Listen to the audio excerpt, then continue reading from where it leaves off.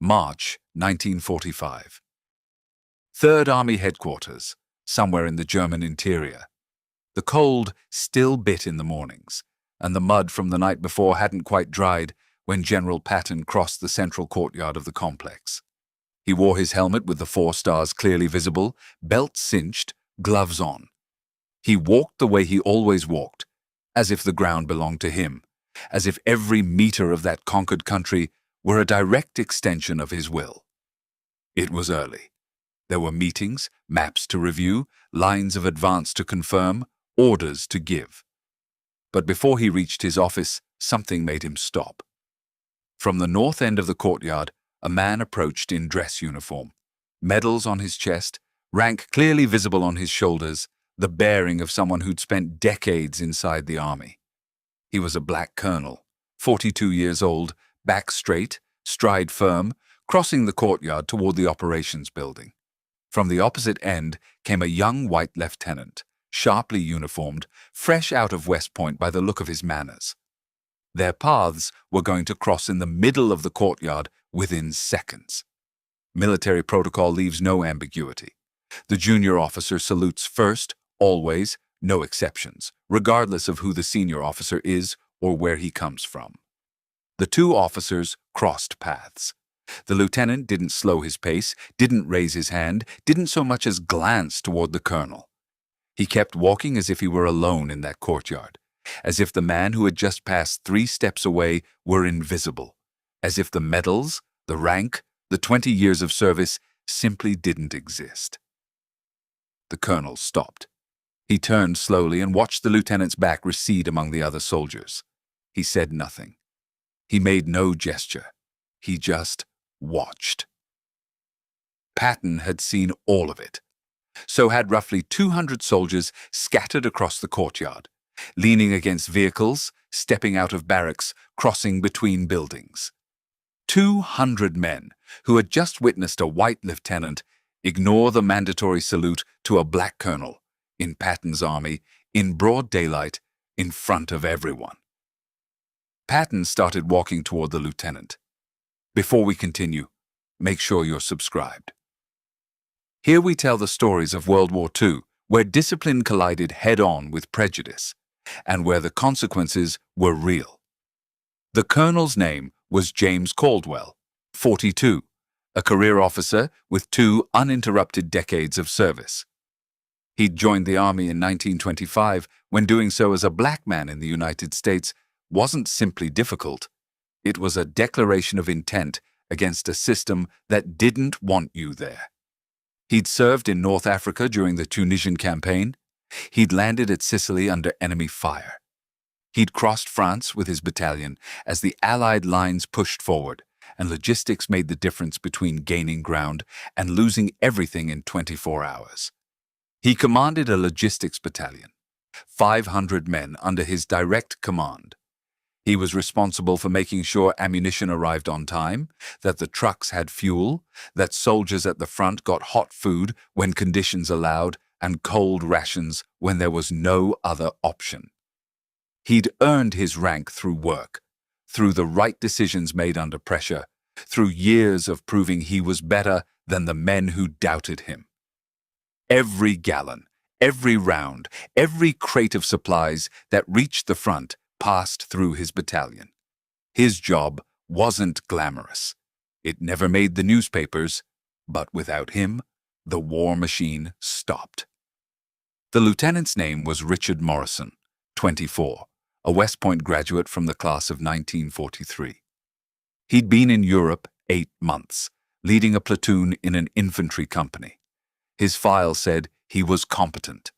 His men respected him about as much as one could expect from someone so young. He'd led his platoon through 2 engagements without losing a single man, which was no small thing given the circumstances. His reports were clear, his orders precise, his conduct under fire acceptable. On paper, Morrison was exactly what the Army wanted West Point to produce. But Morrison had grown up in Virginia, and in Virginia, in 1945, the social order was so rigid, so old, that most people living inside it didn't even question it. It was simply how things worked. Black men, regardless of their education, their rank, their accomplishments, or their record, occupied a fixed place. And in the world where Morrison had learned who he was, that place was never above a white man. The Army had different rules. The Army said rank was rank. But Morrison had spent 24 years learning other lessons, and those lessons didn't disappear because of a regulation. Patton had spent 30 seconds watching Morrison walk away from the colonel. He'd seen him slow, just for an instant. He'd seen him register the colonel's rank. He'd seen him make the decision in a fraction of a second and keep walking. It wasn't an oversight. It wasn't a mistake. It was a decision. Patton raised his voice from across the courtyard. "Lieutenant Morrison." Morrison stopped, turned, saw the 4 stars on the helmet. The color drained from his face in under a second. He snapped to attention immediately and saluted with precision. "General, sir." Patton walked toward him slowly. There was no hurry. Every step was deliberate. The entire courtyard had gone still. Conversations had cut off. The 200 men scattered across the complex were now looking toward the center of the yard. No one wanted to miss what was about to happen. Patton stopped less than a meter from Morrison. He looked at him for 2 full seconds, saying nothing, not yet returning the salute. Then he spoke. "Lieutenant, you just crossed paths with Colonel Caldwell." Morrison hesitated, a fraction of a second too long. "Sir." "Yes, sir." "Did you salute him?" Silence. Longer this time. "No, sir." "Why not?" Morrison glanced briefly around him, saw the soldiers watching, saw Colonel Caldwell standing about 10 meters away, also watching. "Sir, I didn't see him." Patton's expression didn't change. "You didn't see him. A colonel in full uniform, walking directly toward you on a clear path." "Sir, I was distracted. I was thinking about—" "You're lying, Lieutenant." Morrison's mouth closed. Patton raised his voice, loud enough that all 200 men in the courtyard could hear it without effort. "I was watching. I saw Colonel Caldwell approach. I saw you look directly at him. I saw you register his rank. And I saw you make the decision to keep walking. You didn't salute a superior officer. You violated military protocol in front of witnesses. In my army." Patton paused. "I want to know why." The silence in the courtyard was absolute. Morrison's jaw was tight. It was hard to tell if it was rage or shame. Probably both at once. Patton lowered his voice slightly, but the courtyard was so quiet that every word still reached everyone listening. "It's because he's black, Lieutenant." Morrison's eyes widened. "Sir, no. Because if that's the reason, if you looked at a superior officer and decided his rank didn't matter because of the color of his skin, then we have a very serious problem here." "Sir, that's not—" "Then tell me the reason." Morrison opened his mouth, closed it. He had no answer that wouldn't make things worse. Whatever he said was going to sound exactly like what it was. Patton waited. He let the silence do its work. He let Morrison stand there in front of 200 witnesses, trying to find an explanation that didn't exist. Finally, he spoke again. "Turn around, Lieutenant." Morrison turned. "There's Colonel Caldwell." "Yes, sir." "Walk over to where he's standing. Salute him properly. Apologize for the disrespect. And do it in front of everyone here." Morrison didn't move. "That wasn't a suggestion, Lieutenant. It was an order." Morrison still didn't move. Patton could see the resistance in his posture. The pride, the contained anger, the humiliation of having to apologize publicly for something he still, deep down, didn't believe was wrong. Patton raised his voice further. "Lieutenant Morrison, you have 5 seconds to start walking, or I have you arrested for insubordination and disobeying a direct order in the presence of troops. Your career ends today. Decide." Morrison started walking. The entire courtyard tracked every step in silence. 10 meters. 20. Morrison stopped in front of Colonel Caldwell, came to attention, raised his right hand in a formal salute. Caldwell returned the salute calmly, without hurry, without triumph, with the precision of a man who had long ago learned not to waste energy on small victories. Morrison lowered his hand. When he spoke, his voice was low, but in the silence of the courtyard, it reached everyone. "Sir, I apologize for not rendering the salute owed to you. It won't happen again." Caldwell looked at him for a moment, then nodded. "Apology accepted, Lieutenant." He said it with the same professional coolness he might have used giving a supply order. No extra warmth, no visible resentment, because Caldwell had learned long ago that dignity isn't recovered by making the other man feel worse. It's recovered by moving forward. And because this wasn't the first time, not the 10th, not the 20th, officers who pretended not to see him, soldiers who saluted with their jaw clenched, men who followed protocol through gritted teeth because they had no other choice. Caldwell had learned to read all of them. He'd learned to do his job without waiting for recognition to come naturally, because it rarely did. He commanded his battalion, kept the supplies moving, kept his men in order, proved every single day that he belonged where he was. And still, every so often, a Morrison showed up. And Caldwell accepted the apology because that's what officers did, because the mission couldn't stop for anyone's wounded pride. Morrison turned to head back.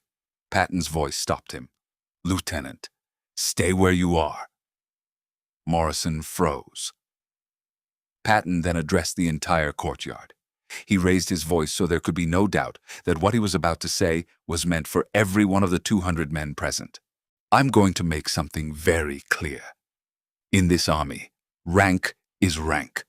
Protocol is protocol. When you see a superior officer, you salute him. It doesn't matter what your personal opinions are. It doesn't matter where that officer is from. It doesn't matter what you were taught as a child." He paused. "If you cannot follow that simple rule, you have no place in my army. I don't care if you're from Mississippi or Massachusetts. I don't care if you have some problem with it. You salute the rank. You show respect to the position. And if any one of you fails at that, I will personally see to it that your military career ends that same day." The courtyard stayed in absolute silence. "Colonel Caldwell is a superior officer. He commands 500 men. He has served this country for 20 years. He has earned every single insignia on his chest. And when you cross paths with him, you salute. Is that understood?" 200 voices answered, "Yes, sir." Patton turned back to Morrison. "Lieutenant, you're dismissed. Report to your company commander. Tell him what happened here. I'll be following up." Morrison saluted. Patton returned it. This time, Morrison walked off with his head down and the quick step of a man who needs to disappear. Patton then walked over to Colonel Caldwell. "Colonel, I apologize for what just happened." Caldwell shook his head slightly. "No apology necessary, General. You handled it." "It shouldn't have happened in the first place." Caldwell allowed himself a faint smile.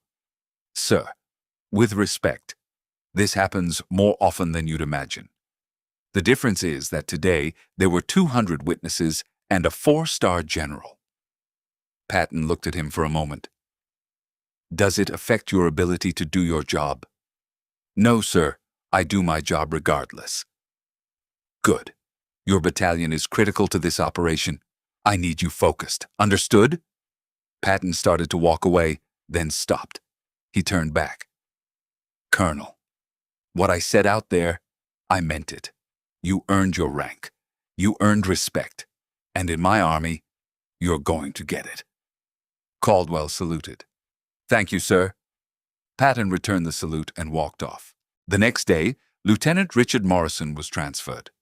His new posting was a frontline combat infantry company, the kind of assignment where a family name protects no one, where a West Point diploma doesn't stop artillery, and where the only thing that matters is whether the man next to you can trust you when things fall apart. His new company commander was a captain from Brooklyn who'd started as a private and risen through merit. The captain didn't care about diplomas. He cared whether Morrison could lead men under real fire in real conditions when there was no option to ignore anyone, because the world 20 meters away was actively trying to kill you. Morrison tried. That much has to be said for him. He didn't quit in the first weeks.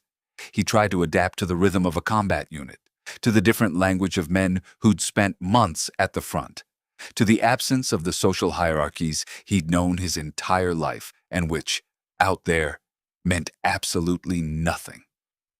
At the front, the only hierarchy that mattered was survival.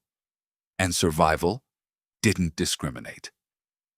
3 weeks after his transfer, an artillery barrage hit his platoon's position during a night operation on the outskirts of a nameless village in the German interior. Morrison took shrapnel in his right side and his arm. The wounds weren't fatal, but they were serious enough to take him out of combat permanently.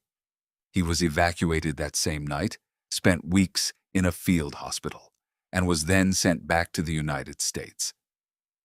He never made captain. His military career ended at the rank of lieutenant. His commander's final evaluation said he was an adequate officer under normal conditions, but showed difficulty with complex leadership challenges. It was the Army's diplomatic way of saying the man hadn't measured up when things got genuinely hard, that he'd relied too much on his academic training and not enough on his character. That West Point had taught him procedures, but no one can teach you who you are once everything else is stripped away. He returned to Virginia and rejoined civilian life. He never spoke publicly about what happened in the courtyard of 3rd Army headquarters in March 1945. Some versions of the story suggest he spent the rest of his life trying to reconcile the version of himself he'd spent 24 years building with the image he saw reflected in the eyes of 200 soldiers that morning. Whether he ever managed that isn't recorded anywhere. Colonel James Caldwell continued commanding his logistics battalion until the end of the war. When Germany surrendered in May 1945, his battalion had moved more than 40,000 tons of supplies across France and Germany over the previous 9 months. The numbers never made headlines. The names of logistics officers were never mentioned in victory speeches. But the generals who won battles knew.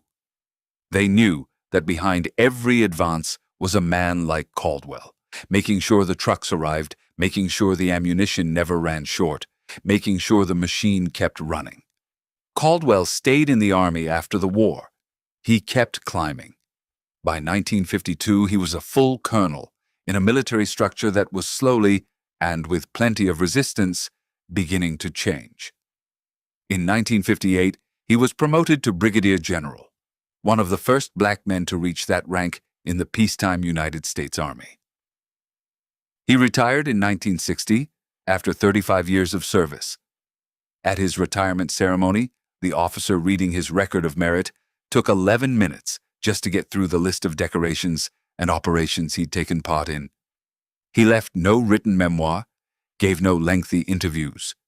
He was the kind of man who believed the work spoke for itself, and that adding words on top of it was unnecessary. He died in 1979, at 76.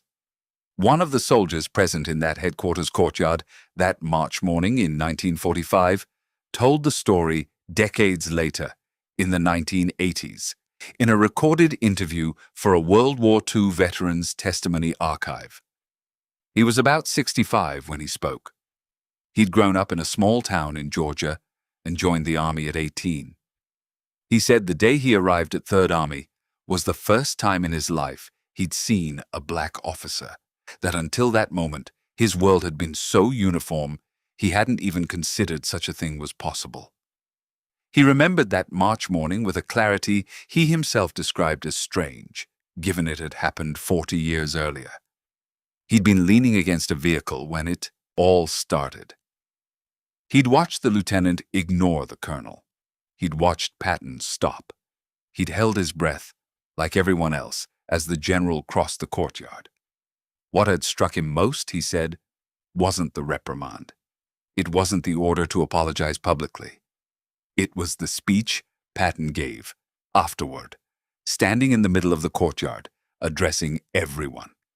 It was hearing someone with 4 stars on his helmet say, out loud, in front of 200 people, that rank was rank regardless of skin color. In 1945, in an army still segregated in plenty of ways, in a country that had separate laws for black and white citizens across half its states.